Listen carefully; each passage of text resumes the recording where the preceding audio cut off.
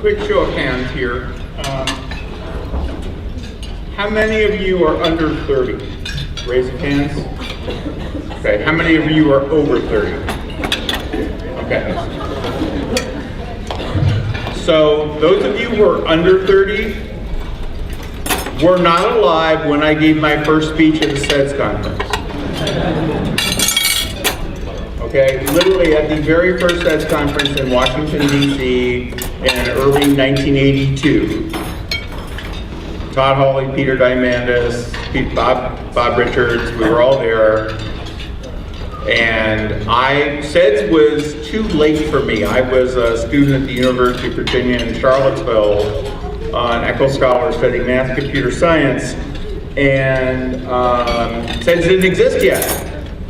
But my very last year in school, Omni magazine, which most of you probably don't even know what that is, okay? It was a really cool, never mind, that's a long story. For those of you who know about Omni and know who published Omni, it was an interesting story. But Peter wrote a letter to the editor of Omni basically saying, hi, we're here at MIT, we have a SEDS group, other students should all write to us and we should form a SEDS group, an international group or something. And so we did, they did. And I was just leaving school at the time, so there was an AIAA chapter at UVA. I wasn't an engineer though, I was in the math program in the College of Arts and Sciences, or as we called it, the College of Arts and Crafts. So, in the computer science department, all my friends in the engineering school thought I was an engineer, or as the college people called them, toolies. So,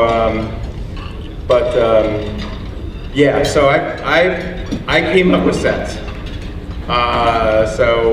Those of you people who spoke in conferences in the 90s or late 80s, I was there at the beginning.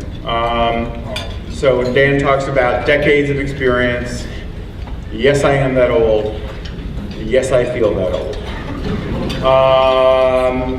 Hopefully I have another couple decades in me to keep doing this insanity. I was once a technical person when I was in school. But I ended up getting more interested in the policies around computers than the actual programming and other stuff I was doing. And so I sort of fell into policy my very last year in college. I got a series of interesting jobs working for very interesting people. I worked for a backbench Republican congressman as sort of a glorified intern for 2 years.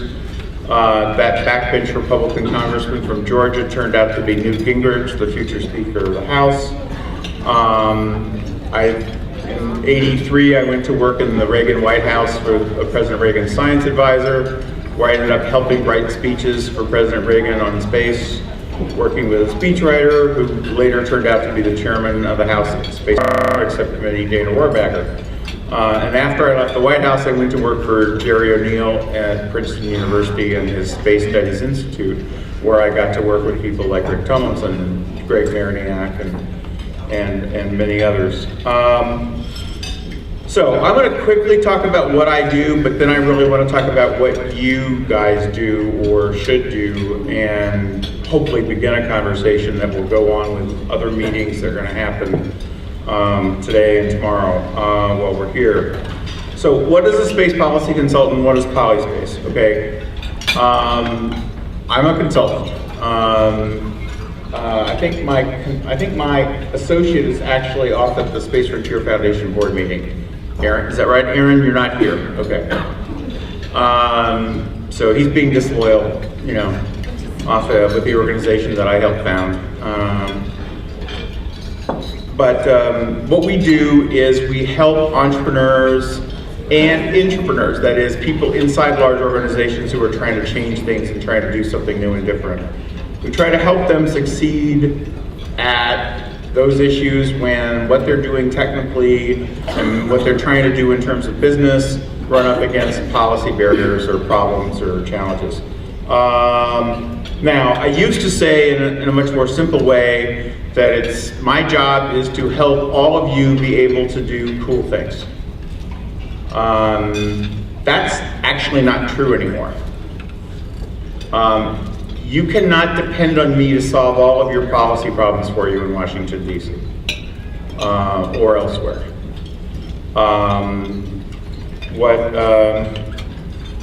Okay, there's a way to make it come back. Back, hello? Anyone know? Okay, I could push the start. Is it gonna do it? I made the mistake of having my speech on display. What's that? I did, but it didn't do anything. Maybe you should do it.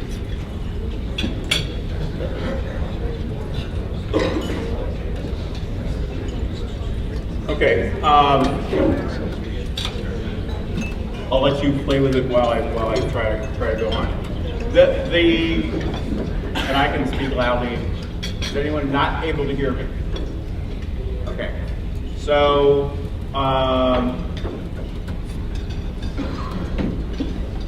the truth is that you guys are going to have to take responsibility for whether or not you get to be able to do the cool things you want to do.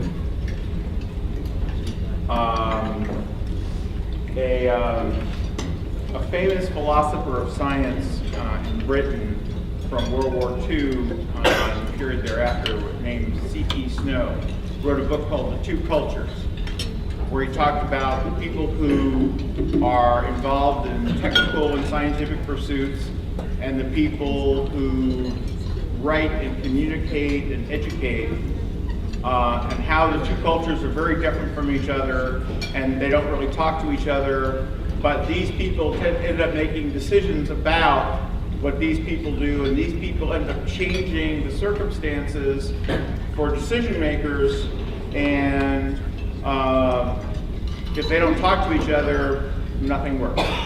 And that basically is the situation facing all of you. Okay? The reality is you can't afford to just be technologists anymore, for those of you who are technologists, or scientists, or engineers. You've got to take responsibility for the environment around you. Anyone ever read a book, maybe in one of your humanities classes, called The Existential Pleasures of Engineering? Back when I was there in school, they made us read that book. The idea being, you need to know what the results of your technology developments are going to be. You need to understand what are the impacts on the economy going to be, what are the environmental impacts, things like that, because that will make a big difference. Anyways,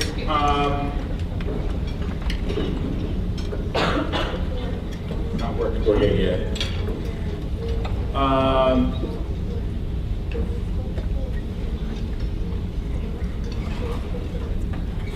Ultimately, you aren't going, unless all you care about is designing a cool space widget. Any widget that does anything, and it doesn't matter to you what kind of widget you make, and it doesn't matter how innovative the widget is, and it doesn't matter what star you get to look at, in what wavelength band, okay? Or what planetary feature you get to get data on. As long as you're looking at some data somewhere, or working on some widget somewhere, or some design aspect on something, or some piece of software, you're happy. Unless that's true, if you actually care about what it is you're doing and how challenging it is, and how much opportunity there is to be creative, and what difference it will make, then you need to think about policy. And you need to think about the world outside of the technology and what you're going to get to do with it. because otherwise you'll just be stuck doing something that's part of somebody else's vision, somebody else's program, somebody else's agenda. To be able to do the kinds of things you probably want to do, and I certainly hope you want to do, you need to take responsibility for the whole process that discusses what is the agenda, what is the goal, what is the purpose, what are you trying to accomplish by working on this technology or this piece of software or this scientific discovery or this scientific question you're trying to ask. Thanks. Yay.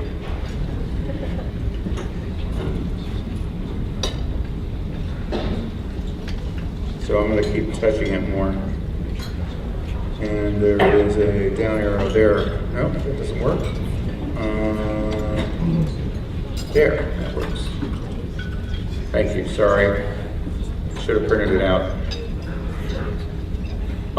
And ultimately, you may have to spend a lot of time creating the opportunity to do what you want to do. Wernher von Braun famously said back in the 1960s, we can lick gravity, but the paperwork is overwhelming. Okay? So, I can't promise you that in your career you're going to spend 80% of your best time and your best thinking actually working on the technology. You may need to spend almost as much time or almost as much real creative juice and energy and passion on figuring out how to sell what it is you want to do, or how to explain it so that some congressman or bureaucrat doesn't regulate it from happening, or doesn't regulate it in a way that keeps it from happening the right way.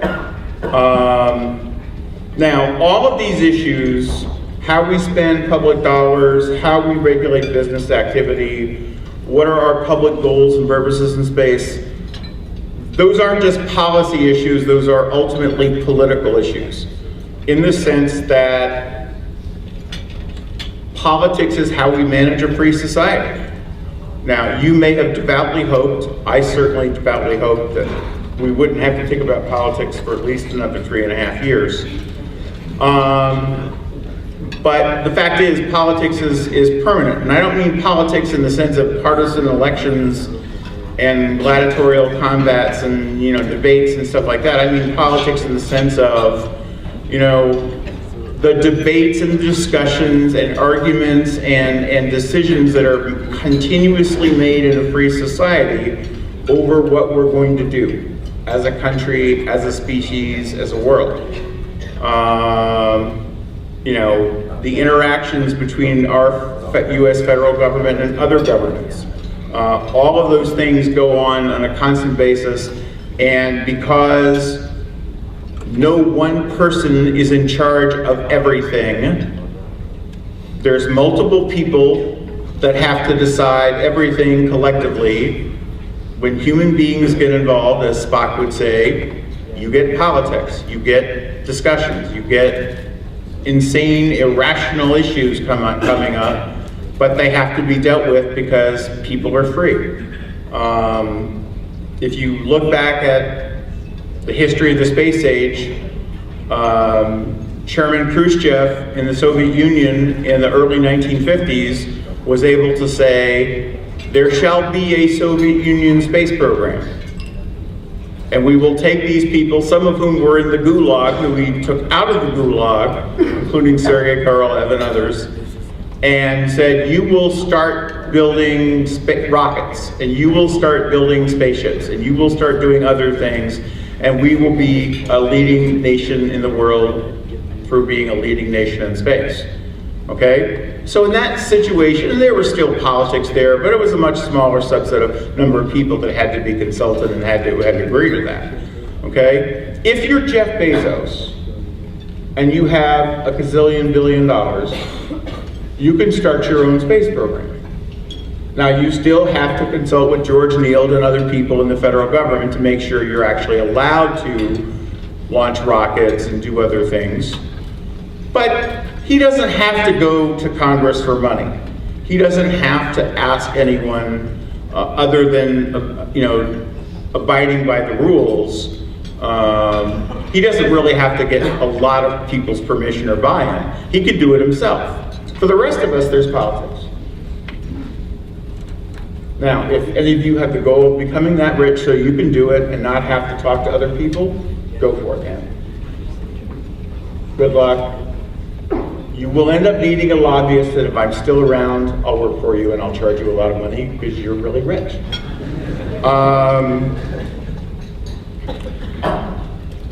So then the question is, well, how does politics work, and how does politics, how does it happen? How does it occur? Because it seems so illogical, and it seems so crazy, and it seems insane, and it's icky, and it doesn't follow rules like engineering does. Well, I've always thought that engineering followed rules like Murphy's Law as much as anything else, but as a now who's a person who's not technical, certainly someone who has to work with computers, that seems to be the case. But the fact is that politics and decision making and democracy is just as organized and just as there's just as maybe not rigorous, but fairly thought out ways of thinking about how you engage in convincing other people to make certain decisions, as there are ways of organizing scientific principles and engineering processes. And in fact, just like them, they're often hierarchical. So I'm gonna throw out a model for you. It is not a gospel, it is not doctrine. You don't have to use these words. You don't have to write this down, but it will get you thinking about how to engage in politics a little bit. And the model is one that Newt Gingrich actually taught me 30 years ago. And he calls it vision, strategy, operations, and tactics, okay? And don't worry, this is totally content-free in terms of partisanship or ideology. This is not, has nothing to do with actual what your goals are. It's just a process thing. He pointed out that in the 1940s, after World War II, a gentleman named Ray Kroc realized that at the end of the war, as the soldiers came home and we were demobilizing from war and the economy was humming and growing, and as people were, because of the war, because of the tremendous amount of mobility of moving people around, people weren't always going to be living where they had grown up. There were going to be economic opportunities, and maybe you were going to have met a woman from across the country, and so you might end up living more near her family than your family.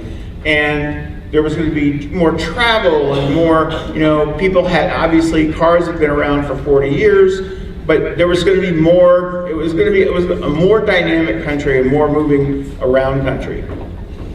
And therefore, whereas in your hometown, you knew where to go have a family meal with your kids that was reasonably priced, that allowed you to bring their kids there, that had reasonably good food, that was affordably priced, you didn't know where that restaurant was across the country. And no one had invented ARPANET, and no one had created Yelp. Okay? So in that world of the 1940s, there was an opportunity to create a national restaurant. And that national restaurant he created was McDonald's. So he had a vision for a national restaurant that was a family-friendly restaurant. Strategically, he knew that the only way he could do it, he couldn't raise enough money to build 1,000 restaurants or 100 restaurants even. And he came up with a new kind of franchising.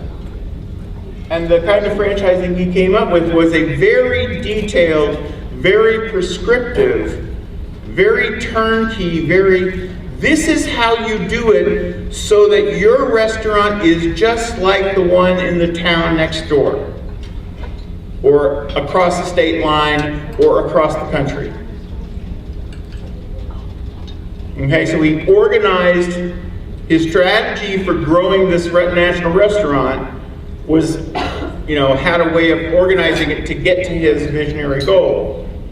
Operationally, one of the organizations of daily work that he had was he wanted to have an icon. He wanted to have a recognizable symbol, a brand image that everyone could recognize, so that when they went down this road in the town far away, kids would see the golden arches and say, "Oh, there's a McDonald's," and start screaming from the back seat saying, "Take us to McDonald's," because we know McDonald's is a cool restaurant, and parents let us go there because it's affordable and it's dependable and all that stuff.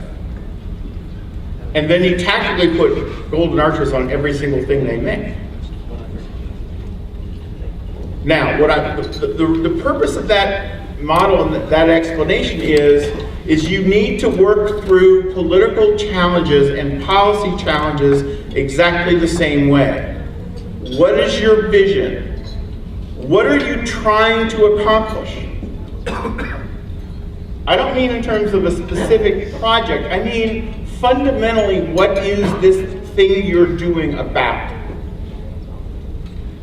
Now, your vision is never going to be perfect. It's never going to be finished. But if you don't choose at the vision level first, fundamentally what are you trying to accomplish and why are you trying to accomplish it, then all the work that happens beneath that will end up being subject to someone else's vision. Because this is a hierarchy. Ultimately, when people make choices in elections, they're about visions. Ultimately, when politicians are making choices about spending decisions or regulatory policy decisions or something like that, it's within the context of what is their vision? What is their philosophy? What is their approach to government that they want to have instilled in the country or in their state or in their community? And your vision can't be fuzzy. You've got to make it as concrete and real and specific and clear as you can. And then you be able to tell if you're getting there or not. Okay. For example, Rick yesterday talked about space settlement. Who here thinks space settlement is a fuzzy, ill-defined concept? Okay, now what if you were to calculate the integral or the sum of every human being times the number of days they spent at a delta V energy state from the surface of the Earth as an annual measure or a moment-to-moment measure of how much settlement there was going on. That is, how many people are out there? And how long are they out there for? And how far are they in the sense of how hard it is to get there? And therefore how hard it is to keep them alive. Because you got to get stuff out there to them. I mean, they're going to live off the land to some extent, and the more you do that, the more people you can have there for the same amount of mass you send out there. But I just gave you an equation for figuring out how much settlement there is. So you can't tell me that settlement is a fuzzy concept. You can measure it. Now, I'm not saying that's the only measurement, but that's a perfectly valid metric of settlement. If the goal, if we're talking about settlement of the solar system, arguably settlement of the whole of all of space, because energy requirements to get to the next star probably breaks down, the numbers break down things, but you can work it out. Strategy is your fundamental approach to getting there. You know, what are the goals that sort of point you in the right direction? And they're more big picture goals. They're not necessarily specific goals in terms of short-term things. But they help you bring the right scale of effort to the overall project. Operations and project lines are just how you organize the work on a daily basis. And of course, tactics are just specific focused projects and tasks. So if you want to do something politically, if you want to invite a congressman to speak at your SEDS chapter, that's a tactic. It's a great tactic. You should all do that, okay? But do it inside of some bigger picture of what vision your chapter is trying to promote, or what vision SEDS is trying to promote, with some goal in terms of policy, possibly set at the national level, possibly set at the local level, possibly set based on what committees the congressman is on, and therefore where he has an opportunity to make a difference. It's perfectly well to ask your congressman to increase funding for basic technology demonstrations in space, okay? But if they're not on the Science Committee or the Senate Commerce Committee, or they're not on the Appropriations Committee, the reality is they aren't going to be able to do as much as some other congressman would, okay? But maybe they're on the Transportation Committee, okay? Or maybe they're on some other committee where they can, or a defense committee like Armed Services, where they could play a role there somehow. Or maybe there's something unique about your community, and by that I don't mean that there's a NASA center in the district or near the district. I mean that there may be a local company, or there may be some particular area of excellence of your university, or maybe you have a really big university Sierra Club that you could work with. So you do something related to remote sensing and earth science. Or you have a really large college Republican club, in which case you talk about, you try to get the congressman interested in talking about regulatory approaches, perhaps, to new commercial spaceflight, because the Republicans are getting, would be interested in talking about deregulation of commercial business. Find ways to build allies, to enroll other people into your conversation. This is all about persuasion. This is all about convincing other people to agree on the big picture and on goals, so that when you pursue the specific project or the specific technical idea or the specific space goal you have, it fits inside this external environment, this political and policy context. So, and by the way, you don't have to just do it once for your whole career. I mean, you could do it lots of times. You could pick different ones to do, 1 each year or 2 each year or 5 each year, based on different leaders of your group's interests. If one of you is a propulsion engineer, then maybe you find a way to do something with the local Greenpeace or some other environmental group, talking about the importance of green propellants.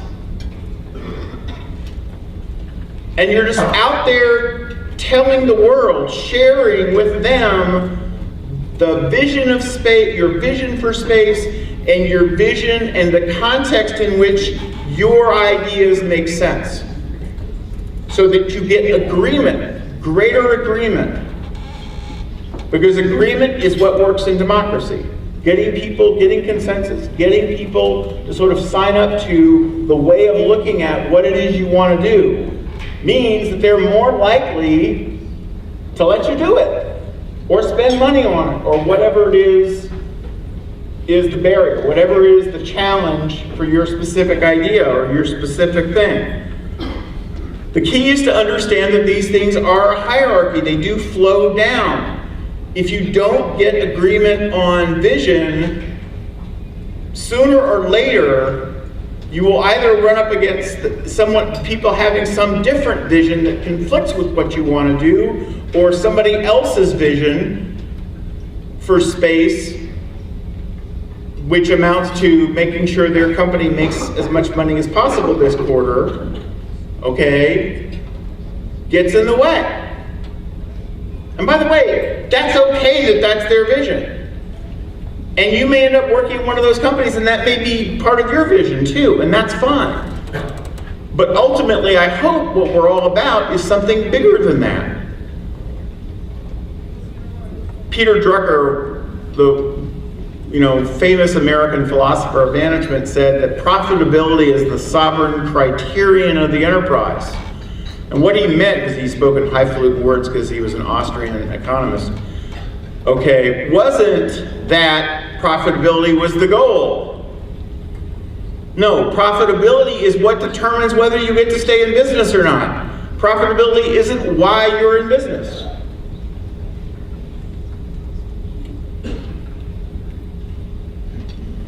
So have that bigger picture and then show your bosses how you could be profitable, approaching that, so that it becomes a sustainable activity. And figure out what are the policy barriers to profitability so that you can solve those, if you have to solve those. And you can't win the argument one day and then say, oh, that's great, now I can go back to hardware. Free societies have ADD, okay? And whereas I can put a patch on that puts Ritalin into my body on a continuous basis, and I do, because otherwise I would be crazy, well, more crazy than I am. You can't do that. You can't give the whole country sort of a political Ritalin pill or Adderall or whatever, okay? You have to keep winning the argument. You have to keep fighting the argument. You have to keep over and over again, because for whatever reason, people will get distracted, people will change their mind, some other issue will come up, some other problem will come up, and they will decide, for whatever reason, that space isn't relevant to what it is they want to accomplish, and you're lost again. This isn't about space versus the environment, or space versus education, or space versus business growth. It's about how do you link them up so that people can see your vision as part of their vision, and you can see their vision as part of your vision, so that you're aligned and able to both move forward. Now, what does this mean for SEDS? If you agree with Rick and I that settlement is the goal, because otherwise everything we're doing is just cool stuff. I mean, if the point of going and putting people in low Earth orbit is just to say that you could put people in low Earth orbit as sort of, national manhood, or put people on the surface of the moon, or put people at an L2 point on the other side of the moon, if it's just to demonstrate capability, if it's just to say, oh look, we can do this, we're a big country, if it's not about something that's really fundamentally about the whole country, then it's just voyeurism, it's just exhibitionism, it's just a stunt. And remember, we walked away from Apollo. We have an existence proof that doing cool space things just in of themselves doesn't mean it will keep happening. And for those of you who were born after Apollo, it was cool. I was a kid, but I knew it was special.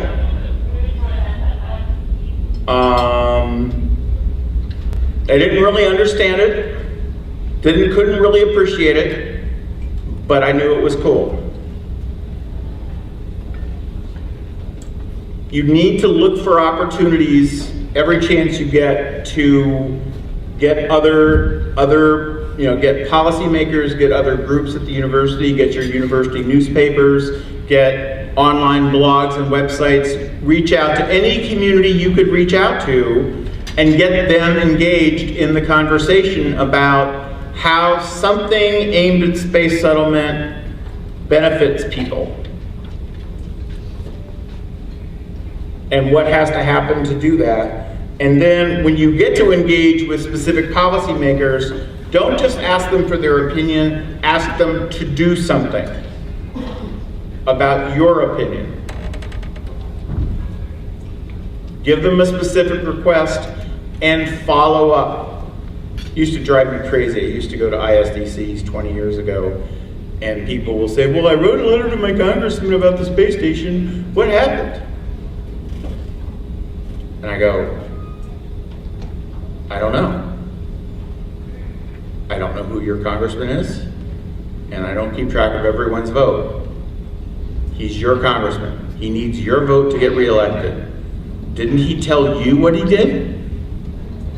Don't you know what your elected representative is doing with your opinion that you have expressed to them? They work for you. They're your public servants. The great thing about being students is they all love you. They think you're innocent and young and naive, and they can baffle you with bullshit, and they can talk about the wonderful future that they want to create for you. Thank them and say, well, this is the future I want. If it doesn't have this in it, it's not a good enough future, Mr. Congressman, and I'm going to go work for your opponent.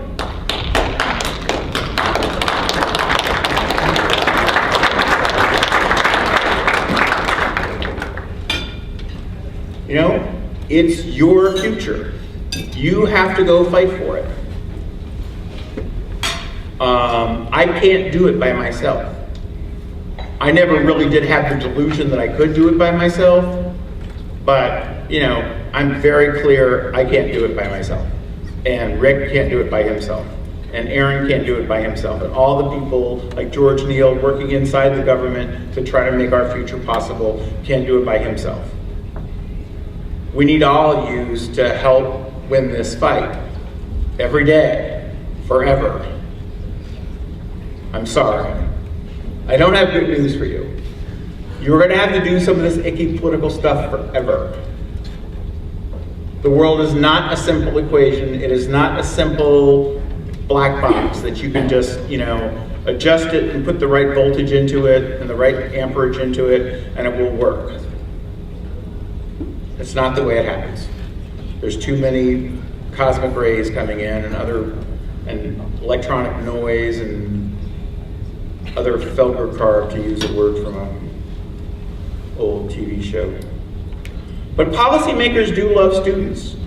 You know, go out, find the allies, find the opportunities for action. You know, go to DC, get your student government, which probably, I know they collect a lot of money from you, right? So get them to come up with matching funds to whatever you could raise to go do a trip to DC. You know? I mean, Daytona Beach isn't as much fun as it used to be. So go to DC.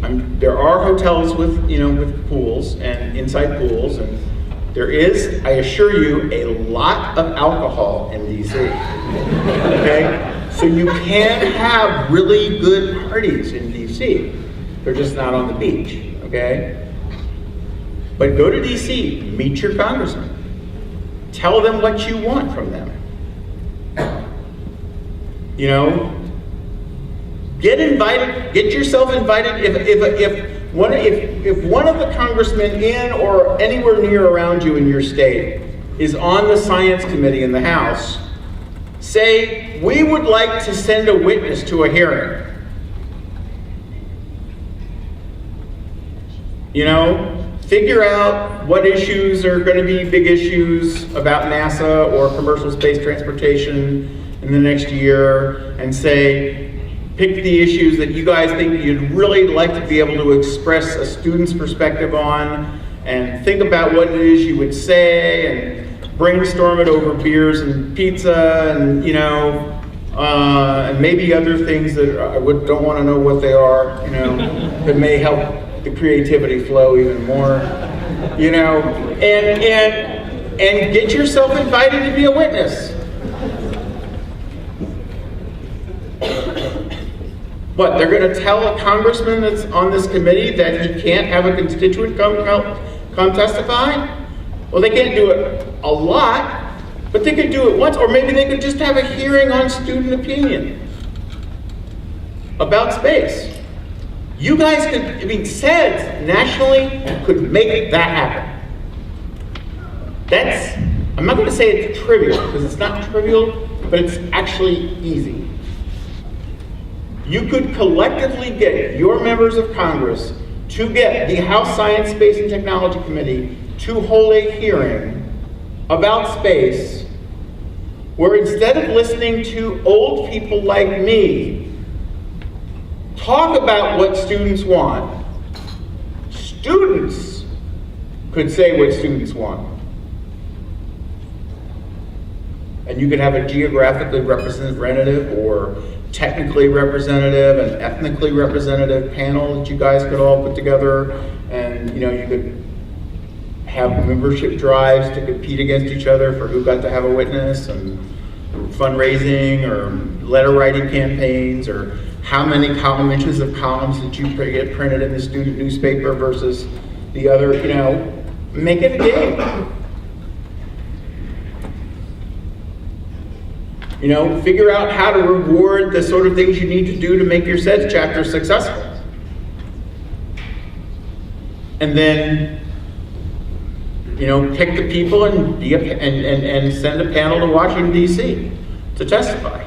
You could do that next year. That is not at all impossible. That is a very doable thing. I'm not suggesting that be what you do. I'm just saying that that is an example of something that you could do that would have a national impact.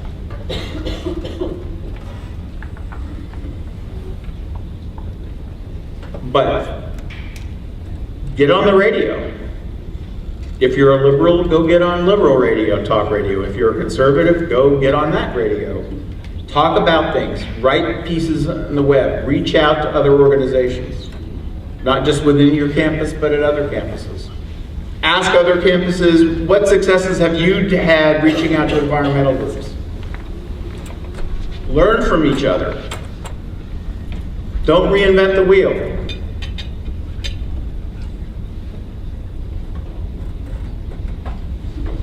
You can do this. You can grab what you want.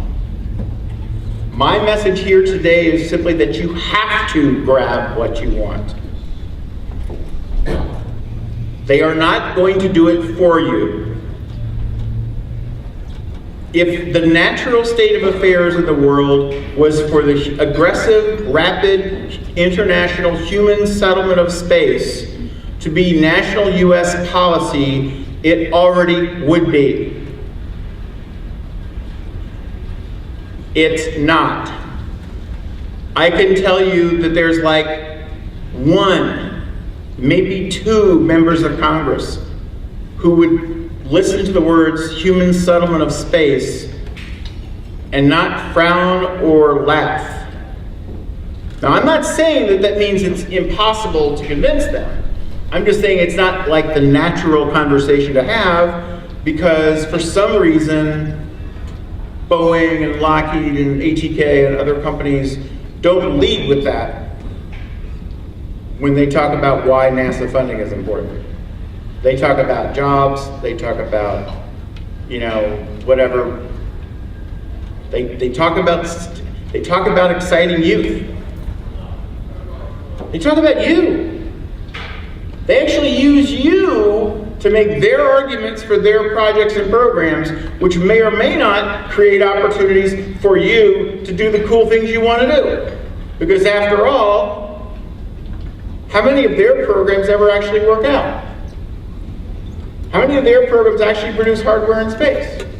Or do they produce piles of paper and bills that NASA paid them X hundred million or billion dollars plus 8% fees on top of all the salaries that they paid, which doesn't necessarily produce any hardware? And I am not beating up on Lockheed and Boeing and ATK. I could, but I'm not. That's not my point. Okay? My point is that the game right now isn't about actually succeeding. The game isn't about actually getting into space. The game is about making money off of NASA. And if you want to play in a bigger game than that, then you have to make sure that you get to play in that bigger game. I have every confidence in the world that you can all do it because you are part of an organization that I was there for the birth of, that had this vision, that had this dream, leaders of which went off to form companies and ISU and dozens of other organizations and institutions to try to make part of this vision happen and make it real. So I know it's possible. I just ask you to step into that opportunity. Thank you very much for listening.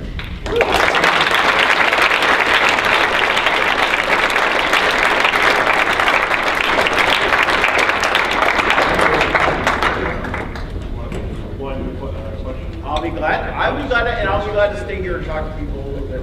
But I know that my client Jeff Amber is speaking upstairs, so I don't want to confuse him. But we have time for one question. Okay, so randomly, center right. Hand? No hands. I get not you, Aaron.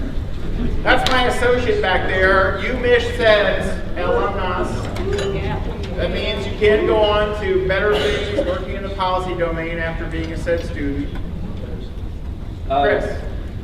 I just wanted to announce before we all go that after I forgot. Yes, after the SEDS election, we'll be hosting an open forum in room 103 on changing space policy, and you're all invited to come speak, listen, ask questions, make suggestions. And I will be there to listen. And to kibitz if you want me to kibitz, but I'm going to be there to listen and to watch you guys have fun. Listen, thank you. I'm going to be around the conference all day tomorrow as well, so grab me, ask me questions. I've got business cards. Grab Aaron, even better. He sometimes giggles when you grab him, but that's okay. Seriously, thank you for being here, and let's go colonize the stars, man. Hi, we're here at MIT, we have a SEDS group. Other students should all write to us and we should form a SEDS group, an international group or something. And so we did, they did. And I was just leaving school at the time, so there was an AIAA chapter at UVA. I wasn't an engineer though, I was in the math program in the College of Arts and Sciences, or as we called it, the College of Arts and Crafts. So, in the computer science department, all my friends in the engineering school thought I was an engineer, or as the college people called them, toolies. So, yeah, so I came up with SEDS. Those of you people who spoke in the 90s or late 80s, I was there at the beginning. So when Dan talks about decades of experience, yes, I am that old. Yes, I feel that old. Hopefully I have another couple decades in me to keep doing this insanity. I was once a technical person when I was in school. But I ended up getting more interested in the policies around computers than the actual programming and other stuff I was doing. And so I sort of fell into policy my very last year in college. I got a series of interests.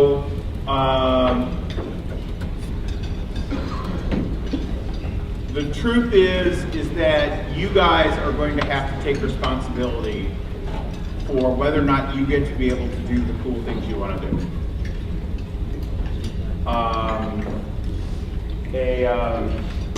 A famous philosopher of science in Britain from World War II, the period thereafter, named C.P. Snow, wrote a book called The Two Cultures, where he talked about the people who are involved in technical and scientific pursuits and the people who write and communicate and educate, and how the two cultures are very different from each other and they don't really talk to each other, but these people end up making decisions about what these people do, and these people end up changing the circumstances for decision makers, and if they don't talk to each other, nothing works. And that basically is the situation facing all of you. Okay? The reality is you can't afford to just be technologists anymore, for those of you who are technologists, or scientists, or engineers. You've got to take responsibility for the environment around you. Anyone ever read a book, maybe in one of your humanities classes, called The Existential Pleasures of Engineering? Back when I was there, students who were trying to change things and trying to do something new and different, we try to help them succeed at those issues when what they're doing technically and what they're trying to do in terms of business run up against policy barriers or problems or challenges. Now, I used to say in a much more simple way that it's my job is to help all of you be able to do cool things. That's actually not true anymore. You cannot depend on me to solve all of your policy problems for you in Washington, D.C. Or elsewhere.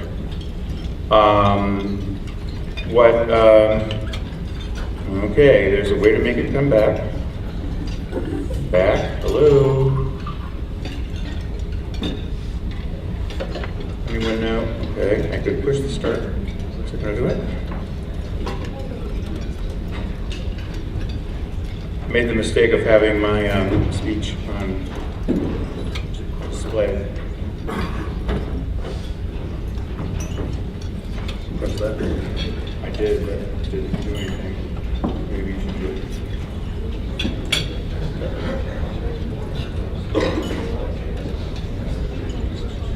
Okay.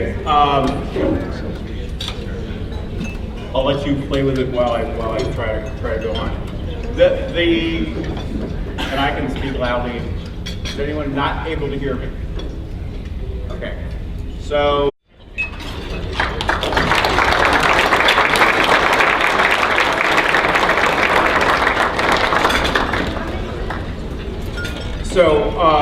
Quick show of hands here. How many of you are under 30? Raise your hands. Okay, how many of you are over 30? Okay. So those of you who are under 30 were not alive when I gave my first speech at the SEDS conference. Okay, literally at the very first SEDS conference in Washington, D.C. in early 1982. Todd Hawley, Peter Diamandis, Bob Richards, we were all there. And SEDS was too late for me. I was a student at the University of Virginia in Charlottesville, an Echo Scholar studying math, computer science, and SEDS didn't exist yet. But my very last year in school, Omni magazine, which most of you probably don't even know what that is, okay? It was a really cool, never mind, that's a long story. For those of you who know about Omni and know who published Omni, it was an interesting story. But Peter wrote a letter to the editor of Omni basically saying interesting jobs working for very interesting people. I worked for a backbench Republican congressman as sort of a glorified intern for 2 years. That backbench Republican congressman from Georgia turned out to be Newt Gingrich, the future Speaker of the House. In '83, I went to work in the Reagan White House for President Reagan's science advisor, where I ended up helping write speeches for President Reagan on space, working with a speechwriter who later turned out to be the chairman of the House Space Subcommittee, Dana Rohrabacher. And after I left the White House, I went to work for Jerry O'Neill at Princeton University and his Space Studies Institute, where I got to work with people like Rick Tumlinson, Greg Mariniak, and many others. So I'm going to quickly talk about what I do, but then I really want to talk about what you guys do or should do, and hopefully begin a conversation that will go on with other meetings that are going to happen today and tomorrow while we're here. So what is a space policy consultant? What is Polyspace? Okay, I'm a consultant. I think my associate is actually off at the Space Frontier Foundation board meeting. Aaron, is that right? Aaron, you're not here. Okay. So he's being disloyal, you know, off with the organization that I helped found. But what we do is we help entrepreneurs and intrapreneurs, that is, people inside large organizations,